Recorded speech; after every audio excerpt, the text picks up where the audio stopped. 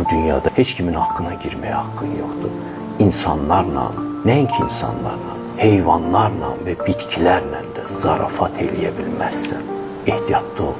Analar, atalar uşaqlarına bunu öyrətməlidirlər. Özəlliklə, məsəl üçün, biraz qolu zorlu olub, küçədə uşaqları döyən uşaqlar olur. Biri görsən, valideynləri öyünürlər. Nə öyünürsən? O artıq başlayır günah qazanmağa. Sonra uşağın taliyi necə olacaq, sən narahat deyilsənmi? Toplama inan ədalətsizliyi ömrünə. Uşaqlara savad öyrədirik, savad yaxşı şeydir. Savaddan daha önəmli əxlaqdır.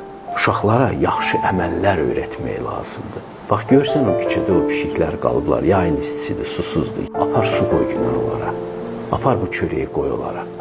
Bacardığımız qədər yaxşılığa meyillənin. Xeyr əməlləri artırmaq lazımdır ömrümüzdə.